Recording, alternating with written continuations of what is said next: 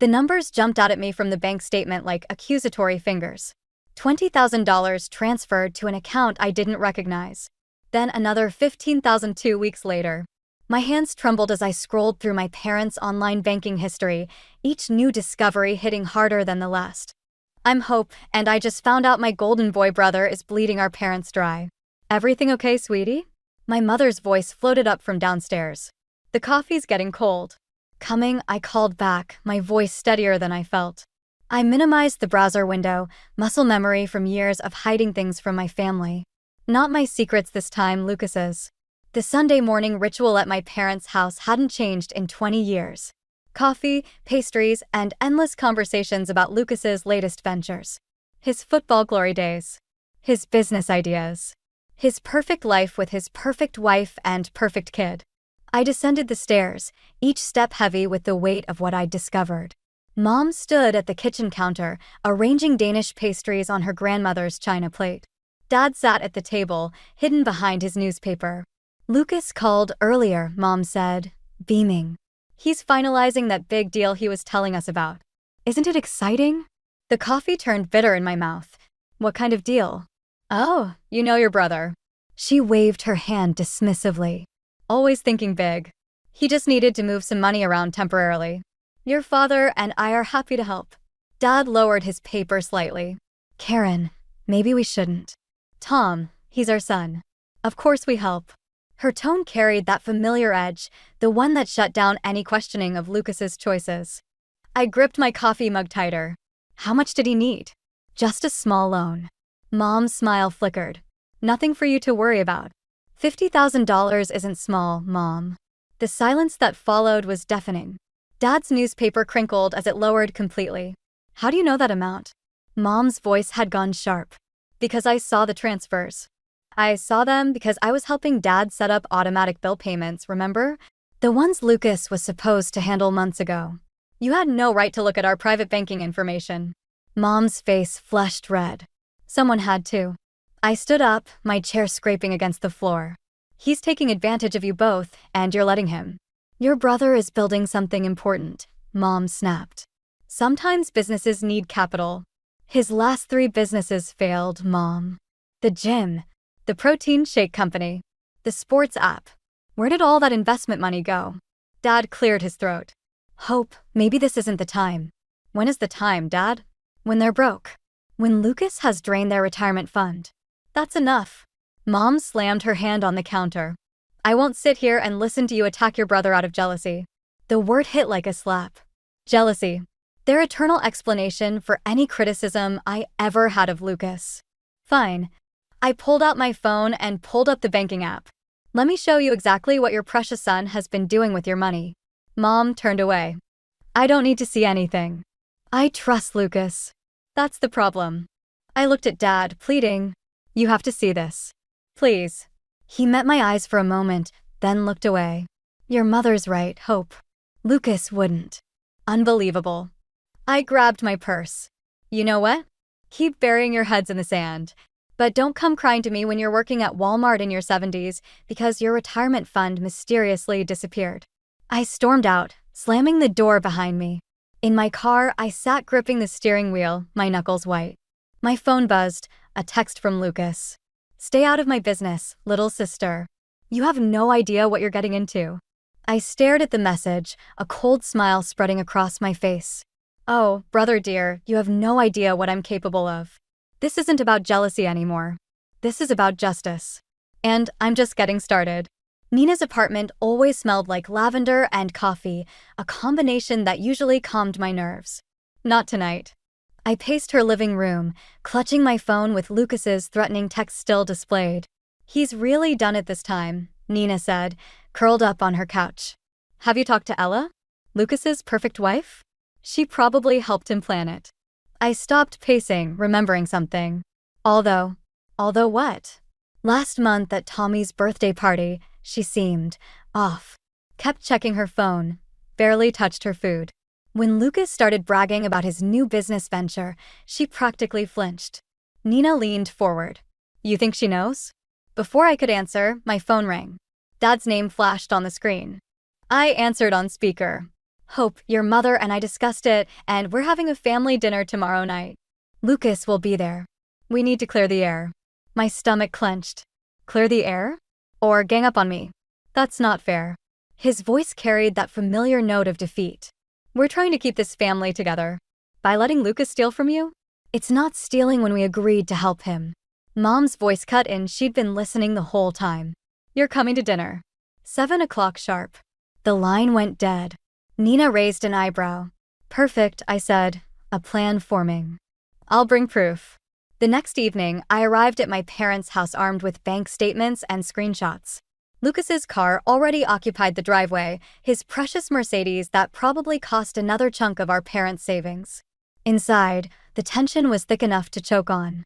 Mom busied herself in the kitchen, Dad helped set the table, and Lucas sat in his usual spot, looking smug.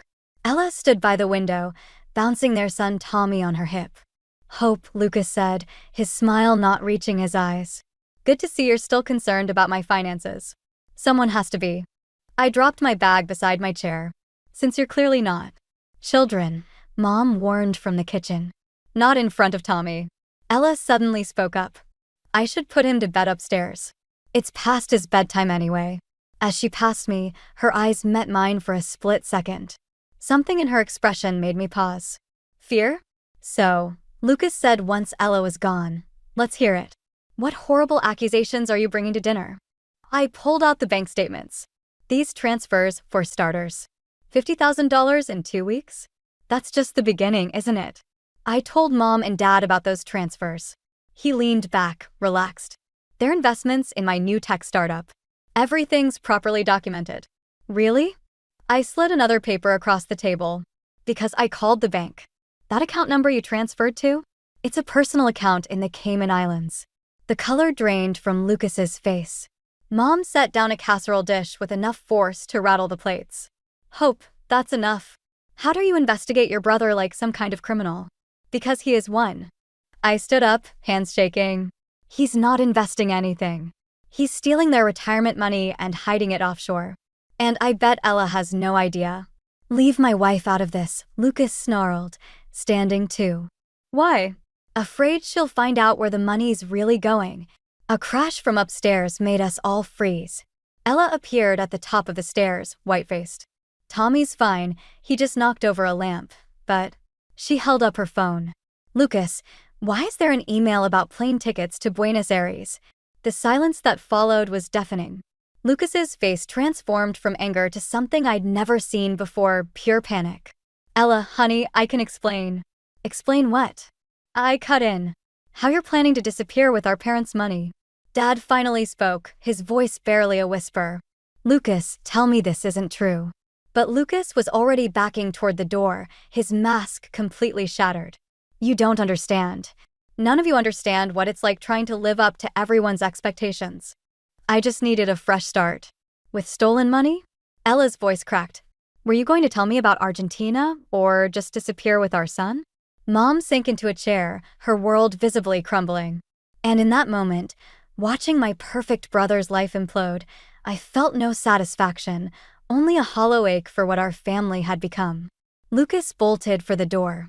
But this time, running away wouldn't save him. I had more evidence, and now I had something even more valuable, Ella's attention.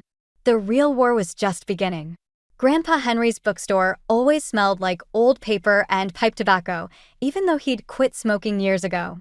I found him in his usual spot, perched on a wooden stool behind the counter, examining an ancient ledger through his reading glasses. I need your help, I said, dropping a thick manila folder on the counter. He looked up, eyes sharp despite his age. This about Lucas? You knew. I've watched that boy take advantage of this family for years. He closed his ledger. Your grandmother would have seen right through him. She always said Lucas had your Uncle Richard's eyes, beautiful but dangerous. I spread out the documents I'd gathered. Bank statements, failed business records, loan applications. A pattern emerged, each venture more desperate than the last. Look at this. I pointed to a document. He took out a second mortgage on his house without telling Ella. And here, he's been lying about his company's revenue to get more loans. Grandpa Henry studied the papers, his expression darkening. There's more, isn't there? I hired a private investigator. I pulled out another document. Lucas has gambling debts. Big ones. The kind that attract dangerous people. The bell above the door chimed. Ella walked in, Tommy balanced on her hip. Her eyes were red-rimmed. I thought I'd find you here, she said. Lucas came home last night. He's saying you fabricated everything. Did he explain the plane tickets? She shifted Tommy to her other hip. He says it was a business trip he was planning. That you're twisting everything because you're jealous. Jealous. I laughed, the sound harsh even to my ears. Show her, Grandpa. He handed Ella the mortgage document. Her hands trembled as she read it. This can't be right, she whispered. We agreed no major financial decisions without consulting each other. There's more. I hesitated, then pulled out the gambling records. He owes people money, Ella. Dangerous people. The color drained from her face. How much? Over 200,000. Tommy started fussing. Grandpa Henry quickly produced a cookie from behind the counter. He'd always kept treats for young visitors. I should have seen it, Ella said, watching Tommy nibble the cookie. The late-night phone calls. The way he'd jump whenever his phone buzzed. Last week, I found him in our home office at 3 a.m, shredding documents. The bell chimed again. My mother burst in, face flushed with anger. Hope, what have you done? She demanded. Lucas is talking about leaving town because of your accusations. He says you're trying to destroy him. Karen, Grandpa Henry's voice carried a warning. Before you defend your son, you might want to see these. I don't need to see anything. You've always taken Hope's side. Mom. Ella's voice cut through the tension. Look at the documents. Please. For Tommy's sake. Something in Ella's tone made Mom pause. She took the papers with obvious reluctance. As she read, her hands began to shake. This must be a mistake. Lucas wouldn't. He already has, I said quietly. And if we don't stop him, he's going to drag this whole family down with him. The sound of screeching tires outside made us all jump. Through the store's front window, I saw Lucas's Mercedes pull up sharply. He followed me, Ella whispered, clutching Tommy closer. Lucas burst through the door, his usual polished appearance disheveled. His eyes landed on the documents spread across the counter. You just couldn't leave it alone, could you? He snarled at me. Had to play detective, had to ruin everything. You ruined it yourself. Grandpa Henry stood, his voice stern. Now step back from my granddaughter. Lucas's phone buzzed. He checked it, and for a moment, raw fear flashed across his face. You don't understand, he said, his voice cracking. These people, they want their money by midnight. All of it. If I don't pay, then what? I challenged. More theft? More lies? Or were you planning to run and leave Ella and Tommy to deal with your mess? The look in his eyes told me everything. My perfect brother, the golden child, was finally out of options. And for the first time in our lives, I held all the cards. The lawyer's office felt too small for the weight of what I was about to do. Papers scattered across his desk, affidavits, bank records, and a restraining order application that made my stomach turn. Once we file these, Mr. Patterson said, tapping the documents, there's no going back. Your brother could face serious charges. My phone buzzed again, the 15th call from Mom in 2 hours. I silenced it without looking. What about my parents' money? We can freeze the accounts immediately, but he hesitated. There's something else you should see. He slid a document across the desk. A deed transfer, dated 3 days ago. My parents' house, their home of 30 years, now belonged to one of Lucas's shell companies. The room tilted sideways. They don't know, do they? Based on these signatures. He adjusted his glasses. I'm almost certain they're forged. A knock at the door made us both jump. Dad stood there, looking older than I'd ever seen him. Hope. His voice cracked. We need to talk. Mr. Patterson gathered the papers. I'll give you two a moment. Once we were alone, Dad collapsed into the vacant chair. Your mother doesn't know I'm here. Did Lucas tell you about the house? His blank expression answered my question. Why are you here, Dad? He pulled out an old envelope, yellowed with age. I found this in your grandmother's things after she died. She made me promise to keep it safe. His hands shook as he opened it. It's about Lucas. Inside was a DNA test from 28 years ago. My heart stopped as I read the results. Lucas isn't yours? Your mother had an affair with Richard, my brother. The star athlete, the golden boy. He laughed bitterly.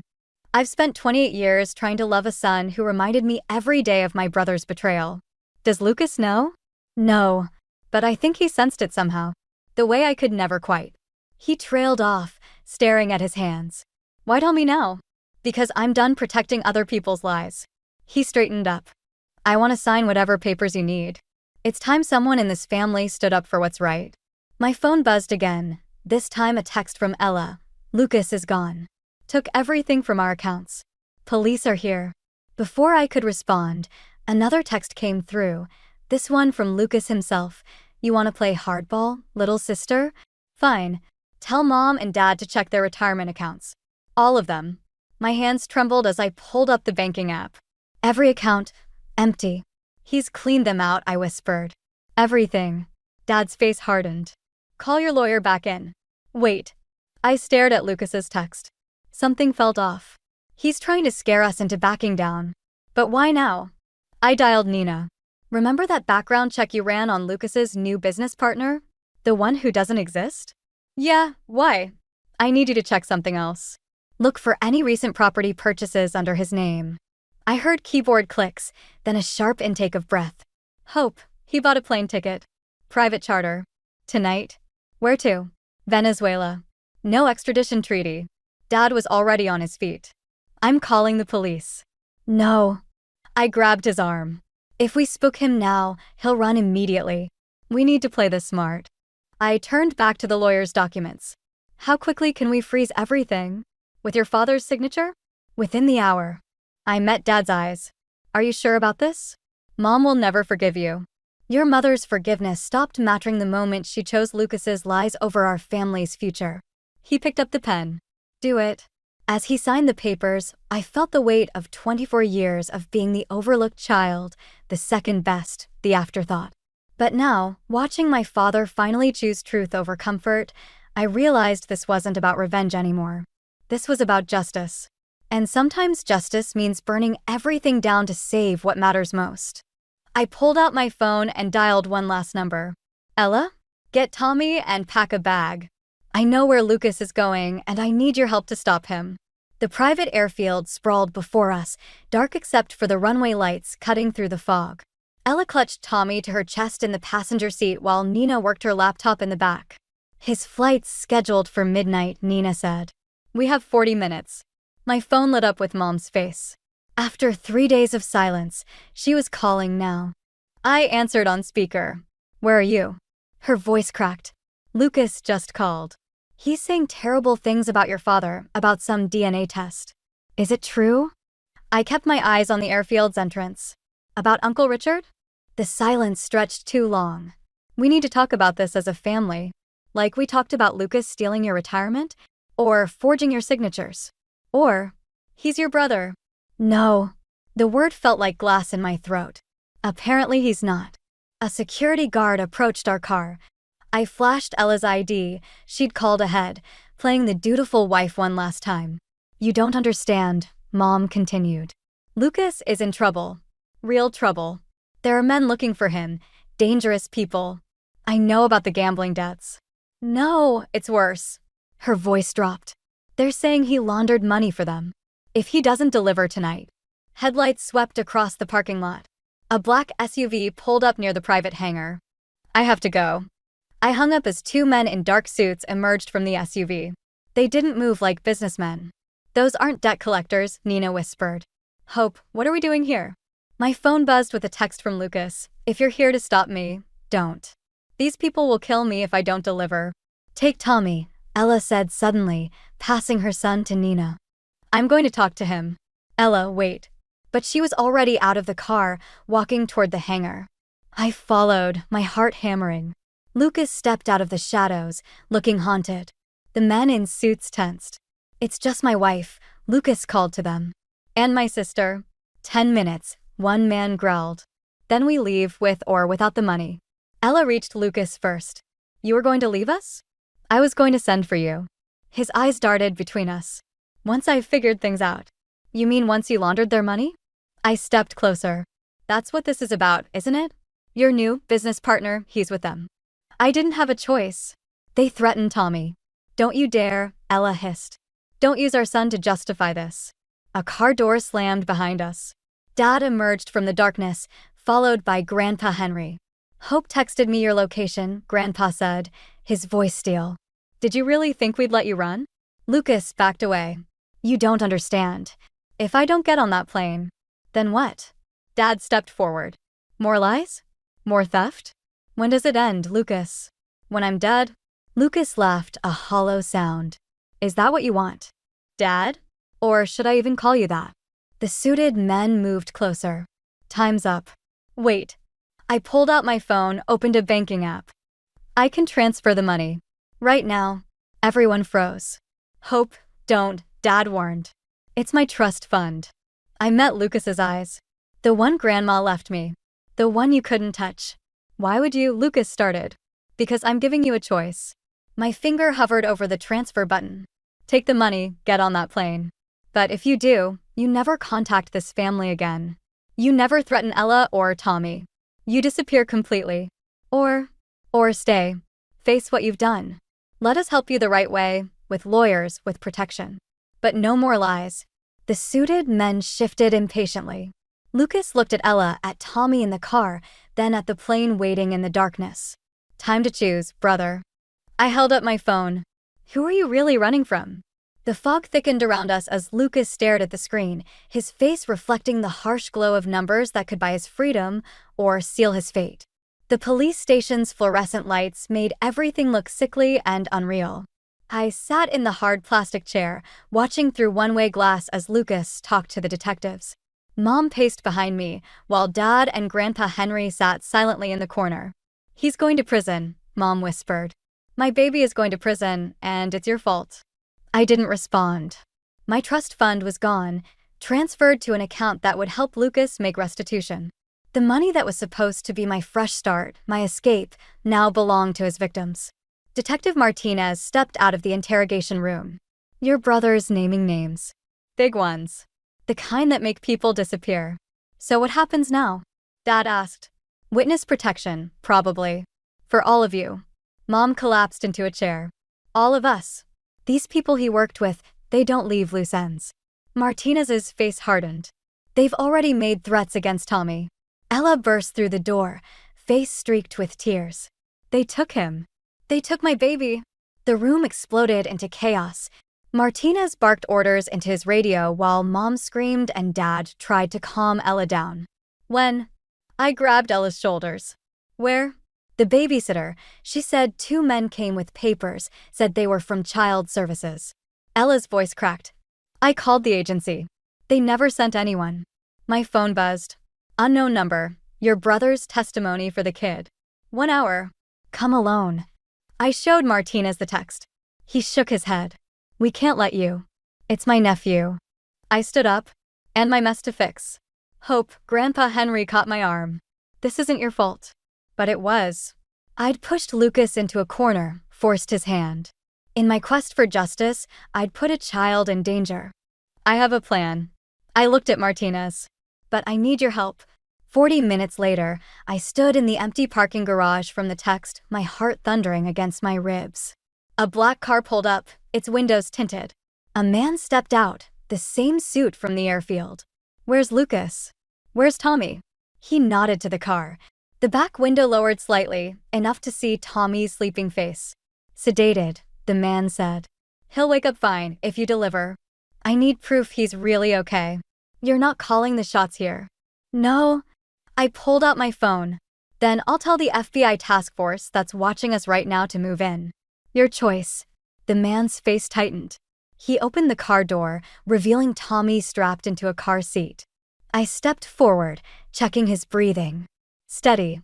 Relief flooded through me. Happy? Now, where's Lucas? I straightened up. He's not coming. The man's gun appeared so fast I barely saw him move. That wasn't the deal. No, but this is. I held up my phone, showing him the live stream that had been running since I arrived. Say hi to your followers. All 100,000 of them. His eyes widened as he saw the viewer count climbing. Amazing what a viral post about kidnapping can do. #SaveTommy is trending. I took another step forward. The whole city is watching. Police are probably already on their way. So here's my counteroffer. Leave Tommy, walk away, and this video doesn't include your face. You stupid bit. Police sirens wailed in the distance. The man's head snapped toward the sound. Tick-tock, I said. He backed toward his car. This isn't over. Yes, it is.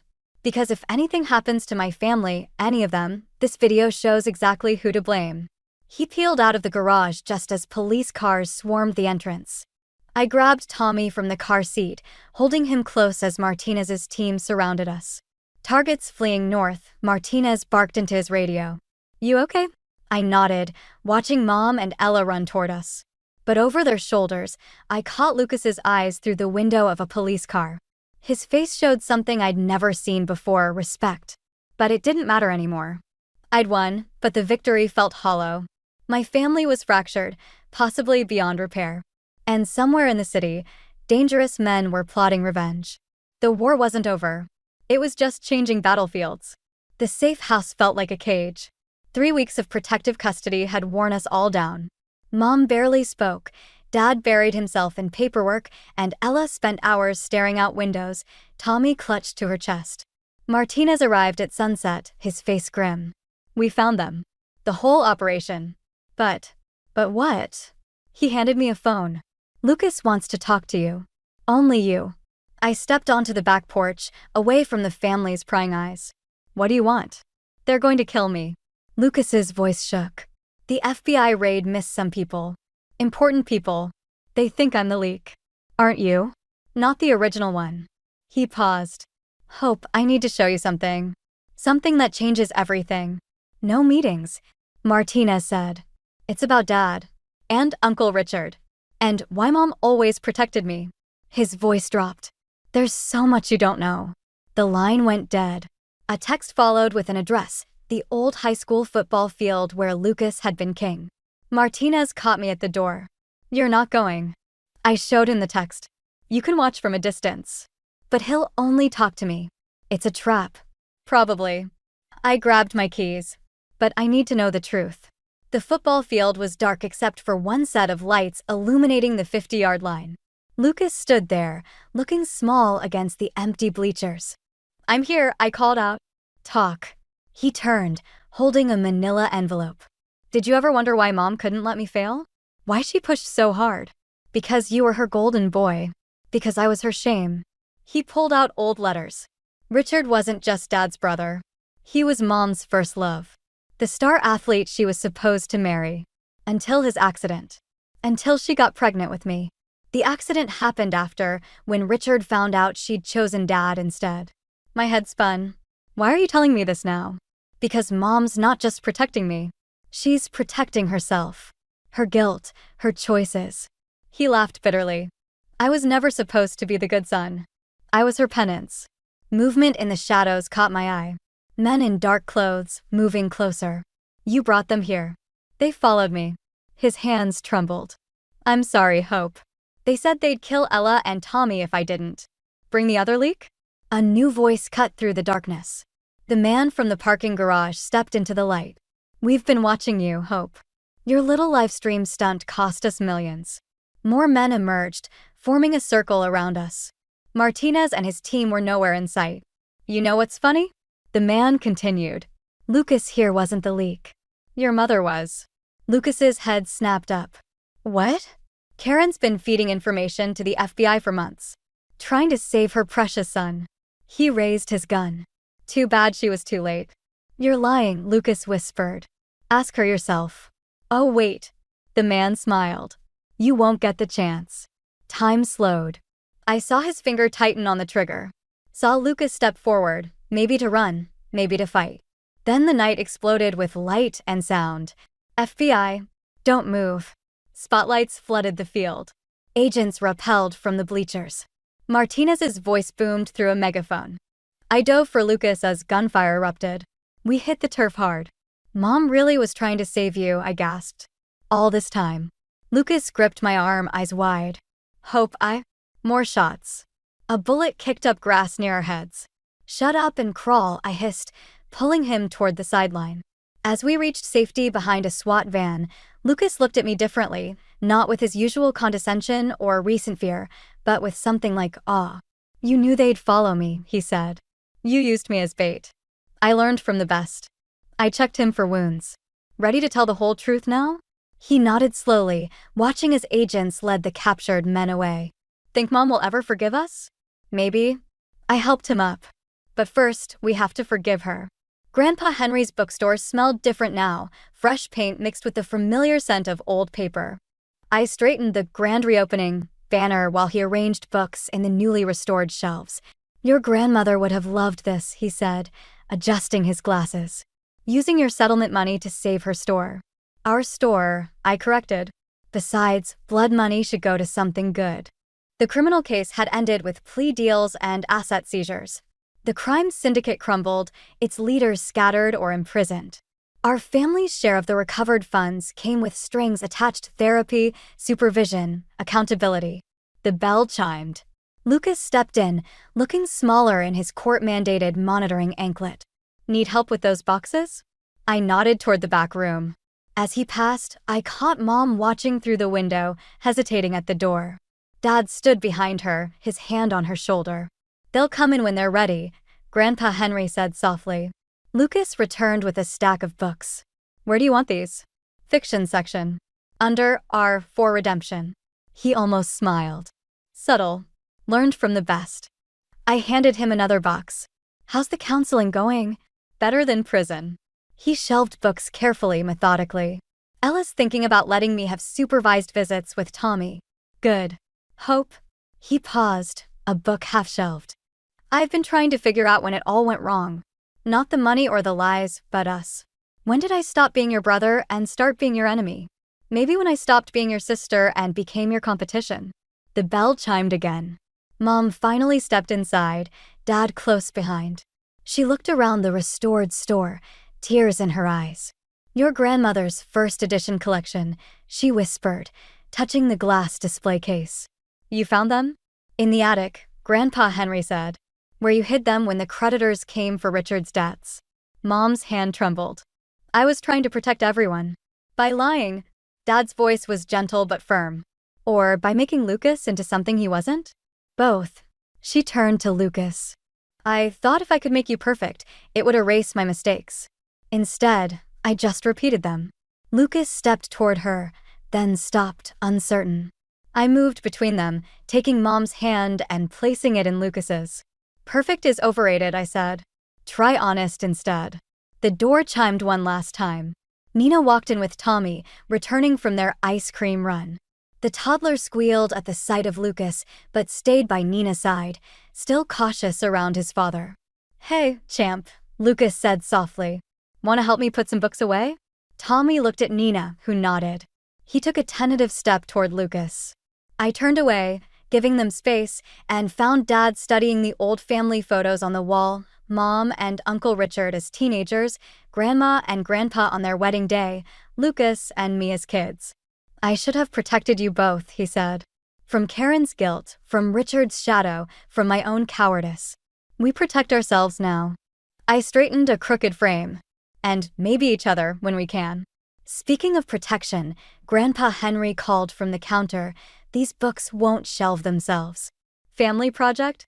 One by one, they moved toward the boxes, Mom and Dad, Lucas with Tommy trailing behind, Nina grabbing the lighter loads. We worked in comfortable silence, finding our rhythms, respecting our spaces. I watched them from the ladder as I stalked the top shelves. My family, broken and healing, learning to exist in the truth rather than perfect lies. The revenge I'd sought had transformed into something else, not forgiveness exactly, but understanding. The last book in my hand was Grandma's favorite, worn and dog-eared. Inside the cover, her handwriting, the truth may hurt, but lies leave scars. I placed it carefully on the shelf, between the past we couldn't change and the future we'd have to build.